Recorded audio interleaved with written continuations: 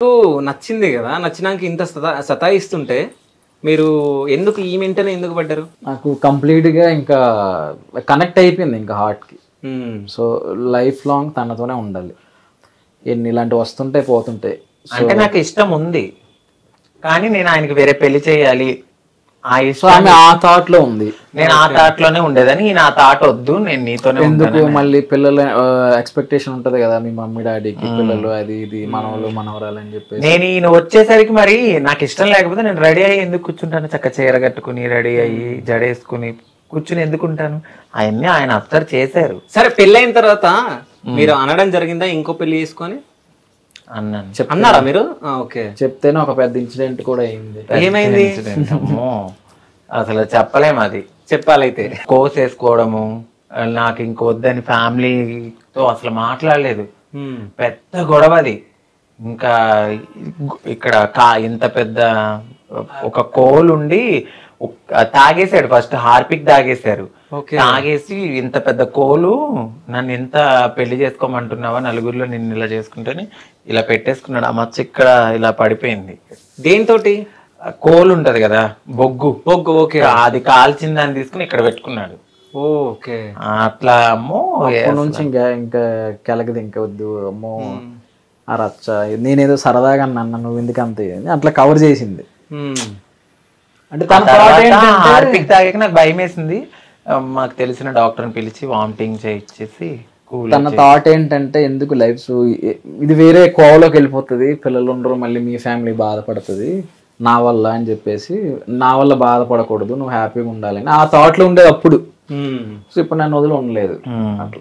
Basically ఏంటంటే నాకు ఏమనిపించిందంటే వాళ్ళకి కొన్ని ఎక్స్పెక్టేషన్స్ ఉంటాయి.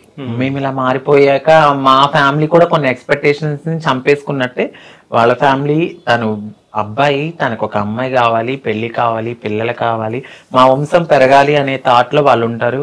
ఒక ఎనిమిగా నేను అయిపోవడం నాకు ఇష్టం లేదు. మేము ఎంతసేపు సాక్రిఫైస్ చేస్తూనే ఉంటాం. మా లైఫ్ చూడడానికి చక్కగా రెడీ అవుతాం, బంగారం పెట్టుకున్నా దాని వెనకాల ఎన్నో నిద్రలేని. సరే ఇప్పుడు సాక్రిఫైస్ మీరు చేసిరా, రాజుగారు చేసిరా? నాకు తెలిసినంత వరకు సాక్రిఫైస్ చేయలేదు. ఇష్టం వేరు, సాక్రిఫైస్ వేరు, లవ్ వేరు. ఆయన లవ్ తో కూడి నాకు లైఫ్ కావాలి. ఇప్పుడు పెళ్లి చేసుకుంటారు ఒక అమ్మాయిని, పిల్లలు పుట్టకపోతే కాదు. మీరు రాజుగారు సాక్రిఫైస్ చేశారని చెప్పొచ్చు కదా. మీరు చేయలేదు. ఎందుకు సాక్రిఫైస్? ఎందుకు చేయలేదు? ఆయన జీవితాన్ని సాక్రిఫైస్ చేసింది మీకు లేదే. సాక్రిఫైస్ చేస్తే అది వేరే ఉంటది. ఓకే. ఇప్పుడు నేను ఉన్నాను, నేను ఇప్పుడు మా ఫ్యామిలీని చూసుకోవాలి. నార్మల్ గా అబ్బాయిగా ఉండి అమ్మాయిగా మారినందుకు నేను మా అక్క వాళ్ళ పిల్లల్ని అలాగే చూసుకోవాలి, ఈయన కూడా అలా చూసుకోవాలి. ఇది సాక్రిఫైస్ అనుకునే బదులు ఒక లవ్ కమ్ బాండింగ్ అని అనుకోవాలి. సాక్రిఫైస్ చేసామంటే అది ప్రేమే కాదు. ఓకే. అది డెప్పు పడడం. నేను నా దృష్టిలో. ఓకే. నువ్వు ఇష్టంతో చేసుకున్నదాన్ని సాక్రిఫైస్ అని ఎలా అంటావు? లవ్ అనాలి. ఓకే. అది ప్యూర్ హార్టెడ్. కొద్దిసేపు కూడా అవును రాజుగారు గ్రేట్ అని మాత్రం చెప్పట్లే కదా మీరు. ఆయన లేకపోతే నేను లేను. నా పేరులో ఆయన పేరు ఉంది. మేమిద్దరం సమానం. ఓకే. సో మా ఇద్దరిని ఈక్వల్ గానే చూడాలని నేను అనుకుంటా. ఆయన ఎక్కడ కానీ మేము మా వ్యూవర్స్ కి మాత్రం రాజుగారి గ్రేట్ అంట నేనైతే. Sure, thank you. Definitely. Feel అవుతున్నారా మీరు? నేను ఫీల్ అవును. ఓకే. నాకు లైఫ్ ఇచ్చినందుకు నేను చాలా హ్యాపీగా ఫీల్ అవుతున్నా. ఈయన్ని నన్ను చూసి మరికొంతమంది కూడా బయటకు రావడం జరిగింది. అవును, చాలా మంది పెళ్లి చేసుకోవడం జరిగింది. ఇక ఉండడం ఉండకపోవడం అది వాళ్ళ ఇష్టం. ఇంకా వాళ్ళ వాళ్ళ విజ్ఞతకు వదిలేస్తాం. పెళ్ళైన తర్వాత ఏమైనా గొడవలైనాయా ఎప్పుడైనా? అంటే ఎలా అంటే కొట్టుకోవడం ఇంట్లో? అమ్మో, నన్ను ఎప్పుడు అసలు ఒంటి మీద ఒక దెబ్బ వేయ. మీరు కొడతారా? చిచ్చి. నాకు బేసికలీ నార్మల్ గా అవుతాయి కదా చిన్న చిన్నవి. చాలా కోపం ఎక్కువ. చాలా అంటే చాలా. నన్ను ఇలా తొక్కితే అలా లెగుస్తా. ఓకే. అంత కోపమైన మనిషిని ఇలా ఆపుకుంటూ చాలా నా కోసం ఆయన చాలా తగ్గారు. నేను అసలు అంటే అసలు ఎక్కడికో వెళ్ళిపోయాను. ఈ మధ్య నన్ను గుర్తుపట్టడంతో జనాలు అమ్మో నాకంటూ ఒక ఫేమ్ ఉంది, నేనంటూ ఒక నలుగురిలో గుర్తుపడుతున్నారు. మనతో పాటు నా బిహేవియర్ ని మొత్తాన్ని మార్చేసింది నా భర్త. చాలా మార్చేశాడు నా బిహేవియర్. ఎలా మార్చాడంటే ఇక అసలు చెప్పలేము. అసలు ఒక వేలో చాలా బాగా మార్చేశారు. సో అంటే మీకు పిల్లలు పుట్టారు కదా, సో నెక్స్ట్ ప్లానింగ్ ఏంది ఫ్యూచర్ లో? పెంచుకోవాలనుకుంటున్నాం. అంటే దత్తత తీసుకుంటారా లేకుంటే ఎట్లా? దత్తతే తీసుకుంటాం. ఓకే. ఎంతమంది పిల్లల్ని? ఇద్దరు. ఇద్దరు చాలా? డజన్ వద్దా? ఇద్దరే. సో అంటే ఇద్దరు పాపలు ఒక పాప ఒక బాబు. సో అంటే ఇప్పుడు ఇక్కడ ఒకటి మాట్లాడుకోవాలి, చాలా మంది అమ్మాయిలను ఇస్తారు కానీ అబ్బాయిలను ఇవ్వరు కదా. అప్పటికి టెక్నాలజీ కొంచెం పెరిగితే బాగుండు, ఏదైనా నా వల్ల కానీ. ఒక మనము మంచిగా అంటే అందరు ఇస్తారని అన్న ఇవ్వరని అన్నాను. కొంచెం అంటే లేదు అదేదో టెక్నాలజీ వచ్చిందంట కదా. ఓకే, ఆ టెక్నాలజీ యూజ్ చేసుకుంటారా మీరు? సరోగసి అది ఇంకోటి సరోగసి. ఓకే, అది ఇప్పుడైతే అవ్వదులేండి. పాపనైతే ఫస్ట్ తీసుకోవాలనుకున్నాము, దాని తర్వాత ఇంకా లైఫ్ లో సెటిల్ అయితే ఒక బాబు అనుకున్నాము. అట్ ద సేమ్ టైం మా అక్క వాళ్ళ పిల్లల్ని కూడా చూసుకోవాలి, చదివిస్తున్నాను. అక్క వాళ్ళ పిల్లకి కానీ ప్రతి ఇంట్లో వాళ్ళకి నేను సపోర్ట్ చేయాలి. అట్ ద సేమ్ టైం మా పర్సనల్ లైఫ్ కూడా లీడ్ చేసుకోవాలి. ఓకే, నాకు 6 పిల్లలు అనుకుంటా నేను, అంతే. ఎవరెవరు 6? అక్క వాళ్ళ పిల్లలు సాయి, మాకు వచ్చే ఆరాధ్య, అందరితో కలిపితే 6 అవుతారు. అంటే మరి మీ రాజుగారు? ఆయన నాలో సగం, నేను ఆయనలో సగం. ఓహో, అంతేనా? సో అంటే ఫ్యూచర్ లో పిల్లల్ని తీసుకొని పెంచుకున్న తర్వాత ఒకవేళ పెద్దగా అయిన తర్వాత మీరు మా పేరెంట్స్ కాదని చెప్పేసి వెళ్ళిపోయే ఛాన్స్ కూడా ఉంటది కదా. చాలా చూస్తున్నాం మనం టీవీలలో.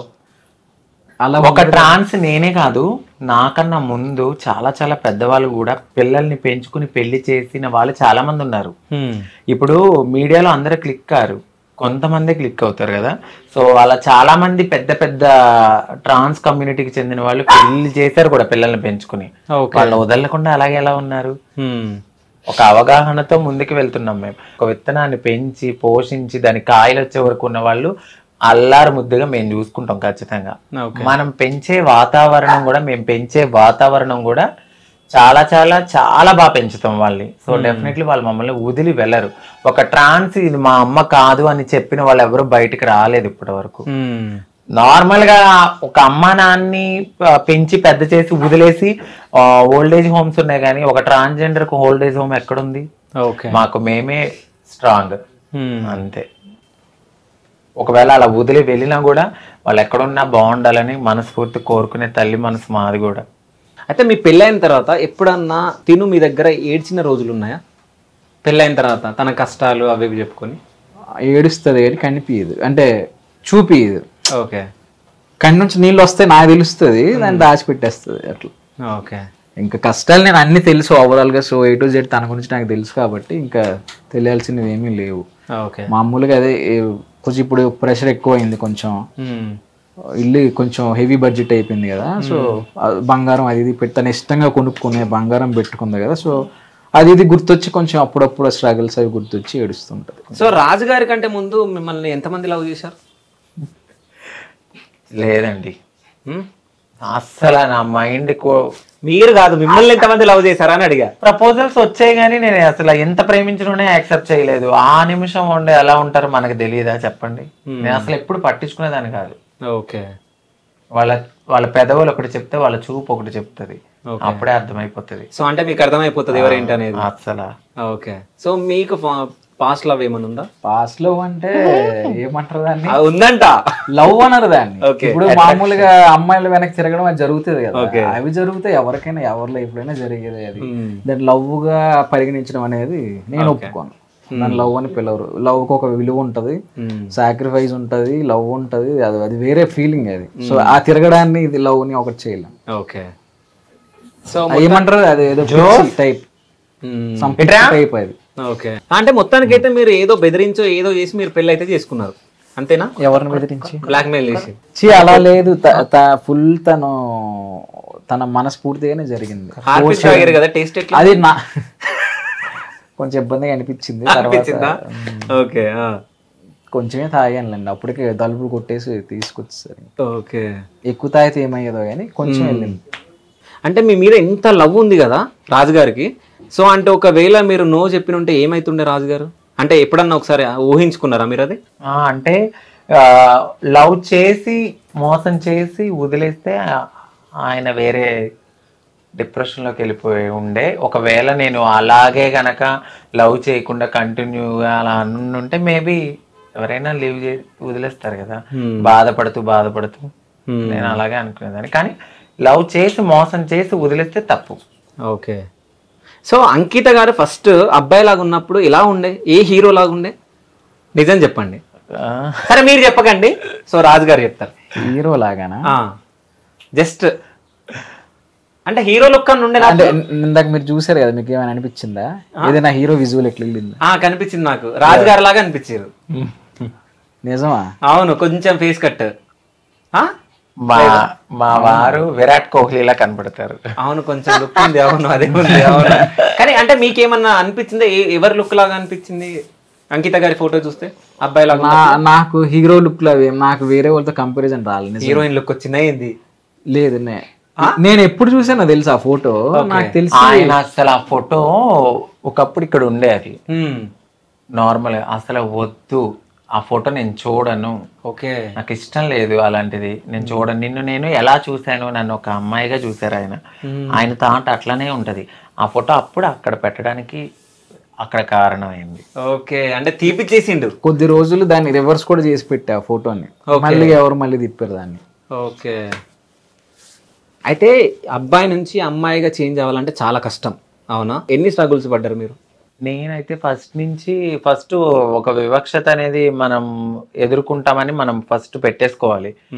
మనం ఎప్పుడైతే మారుతామో అప్పుడు ఫ్యామిలీ లైఫ్ని, పర్సనల్ లైఫ్ని ప్రతి ఒక్కటి సాక్రిఫైస్ చేయాలి. ఇంకా ట్రాన్స్ కమ్యూనిటీతోనే బ్రతకాలి, అది మైండ్లో పెట్టుకోవాలి. ఇంకొకటి, డబ్బు కోసం అయితే మేము అసలు ఆ మైండ్ సెట్తో రాము. మేము నార్మల్గా ఒక అమ్మాయిగా మారాలి, మేము ఇది అని తెలుసుకుని అందరినీ దూరం చేసుకుని కమ్యూనిటీలో రావడము, గ్యాదర్ అవడము. తర్వాత ఇంకా యాజ్ యూజువల్ ఇంకా అందరూ వదిలేసిన తర్వాత మన దగ్గర ఏముంటది, భిక్షాటన చేసుకోవాలి. ఫస్ట్ భిక్షాటన తర్వాత మీకు ఇంకా ఆప్షనల్గా అన్నీ ఇస్తారు, సెక్స్ వర్క్ ఇలా అన్నీ ఉంటాయి. మనం తీసుకునే దాన్ని బట్టి ఉంటది. అంటే మీకు ఆప్షనల్ గా ఇస్తారా? అంటే నువ్వు అంటే ఎవరు ఫోర్స్ చేయరు నాన్న, మనకుండే వృత్తులు ఇవి, మనం ఇవి తప్ప మనం ఏమి చేయలేం, మీ ఇష్టం, మీరు చేయగలను, మీరు ఉండగలను, మేము అమ్మాయిగా మారాలి అనుకుంటే మనకి ఈ ఆప్షన్సే ఉన్నాయి. లేదు మేము లైఫ్లో జాబ్ చేసుకుని బ్రతకాలనుకుంటే మీ ఇష్టం అని చెప్తారు. ఓకే, ఎవరికి నచ్చింది వాళ్ళు చేసుకుంటారు. నేను బెగ్గింగ్కే వెళ్ళాను. అంటే మీ దాంట్లో బెగ్గింగ్ వెళ్ళే వాళ్ళు బెగ్గింగ్కి వెళ్తారు, సెక్స్ వర్క్ వెళ్ళే వాళ్ళు సెక్స్ వర్క్ వెళ్తారు, ఇంకేముంటాయి వర్క్స్? షాప్ ఓపెనింగ్స్, ఈ 3 ఇంకేమైనా ఉంటాయా? అంతే. సో అంటే మీలో చాలా మంది ఎడ్యుకేటెడ్ పర్సన్స్ ఉన్నారు, చాలా మంది కదా. సో వాళ్ళని ఎప్పుడైనా మీరు అప్రోచ్ అయినప్పుడు ఏం చెప్తారు వాళ్ళు మీకు? అంటే సెక్స్ వర్క్ అది వద్దు అని చెప్పారా? లేదు, యాక్చువల్లీ MBA అయిపోయింది కాబట్టి నాతో ఏం చెప్పారంటే, జాబ్కి నేను ట్రై చేశా ఇక్కడ గచ్చిబౌలిలో. అప్పట్లో లేడీస్కి సంబంధించి జాబ్స్ గురించి అని చెప్పి ట్రాన్స్ కూడా తీసుకున్నారంటే కొన్ని ఇంటర్వ్యూస్ అటెండ్ అయ్యాము. ఆ జీతం వచ్చి 7,000 అట్లా ఉంటది. ఆ 7,000కి నేను ఎలా బ్రతకాలి? ఇప్పుడు ఒక ఫ్యామిలీతో కలిసి ఉండే నేనైతే ఆ 7,000కి నేను బ్రతకగలను, ఆ 7,000లో నేను బ్రతకలేను. నేను ఇటు సర్జరీలు చేయించుకోవాలి, ట్రీట్మెంట్స్ తీసుకోవాలి, హార్మోన్స్ తీసుకోవాలి, థెరపీస్ తీసుకోవాలి, అన్నీ ఉంటాయి మాకు. ఇవన్నిటి మీద 7,000కి నాకు అవ్వదు కదా, రెంట్ ఎక్కడ కట్టుకోవాలి? నేను ఈ వర్షంలో వెళ్తానంటే ఆ 7,000కి ఎక్కడ రెంట్కి ఇస్తారు? ఇంక నేనేం చెయ్యాలి? ఆప్షనల్గా నాకు అవ్వద్దు. సో నేను బెగ్గింగ్కి వెళ్తాను, నేను ఎంతో కొంత తెచ్చుకుంటాను. అలా నేను బెగ్గింగ్కి అయితే మాకు ఫస్ట్ ఆఫ్ ఆల్ అన్ని డోర్లు మూసేసుకున్న తర్వాత ఈ వేనే మేము వెళ్తాం. కావాలని అయితే ఆ వేకి అసలు వెళ్ళాలనుకోం. సో మీ ఖర్చు అంతా ఎవరు భరించారు? రాజు గారా? లేదు, తనే మొత్తం. ఆయన నా లైఫ్ లోకి రాకముందే, నేను అన్ని అయిన తర్వాతే ఆయన నాకు లైఫ్ లోకి వచ్చారు. దాని తర్వాత అసలు మీకు ఎప్పుడు మనీ పెట్టలేరా హాస్పిటల్కి? ఇంకేముంటాయి? ఇంకేం లేదే. పెళ్లి తర్వాత ఏం చేసుకోవాలి ఇంకా? ఓకే, ఆయన రాకముందే నేను అన్ని నాకేమేమి అవసరం అన్ని చేయించేసుకున్నాకనే ఆయన నా లైఫ్ లో చూసాను అప్పుడు. ఓకే, అంటే ఇప్పుడు సర్జరీ చేయించుకున్న తర్వాత పెళ్లి తర్వాత ఏమైనా ప్రాబ్లమ్స్ వచ్చినాయా మీకు? రాలేదండి. ఓకే, అంటే వస్తాయా ఎవరికన్నా? ఓకే, అలా వచ్చి చనిపోయిన వాళ్ళు కూడా రావచ్చు. అది లైఫ్ స్పాన్ ఏంటంటే ఇన్ని సర్జరీలు అయితే బాడీ తట్టుకోలేదు కదా. ఎనాస్థీసియా ఎక్కువ తీసుకునే కొలది మన బాడీ కంట్రోల్ అనేది మనలో ఉండదు. ఇప్పుడు నేను చూడడానికి కొంచెం దిట్టంగా ఉన్నానా, నాకు ఆ చేతిలో ఓపిక గానీ అంత తక్కువ ఉంటది. సర్జరీ అవ్వగానే ఒక అమ్మాయికి ఎలా అయితే పిల్లలు పుట్టినప్పుడు ఆ బ్లడ్ పోయి అన్ని పోయి ఎలా ఉంటుందో మేము కూడా అంతే. లిటరల్లీ కొద్దిగా ఇప్పుడు వెన్నుపూసకి మాకు ఇంజెక్షన్స్ ఇస్తారు, ఆ నడు నొప్పి ఉంటది. ఓకే.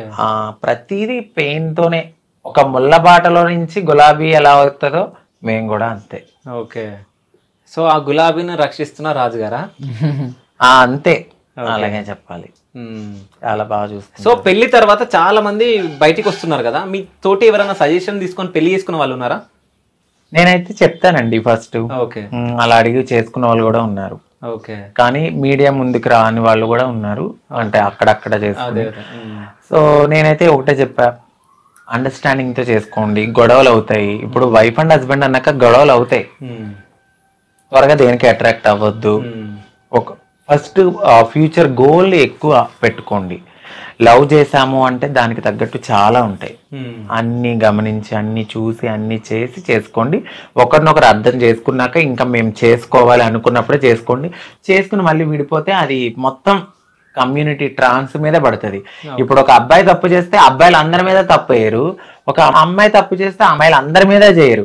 కానీ ఒక ట్రాన్స్ ఎవరో ఒకరు చేసేదానికి ఈ ట్రాన్స్జెండర్లు అంతా ఇంతే. ఓకే.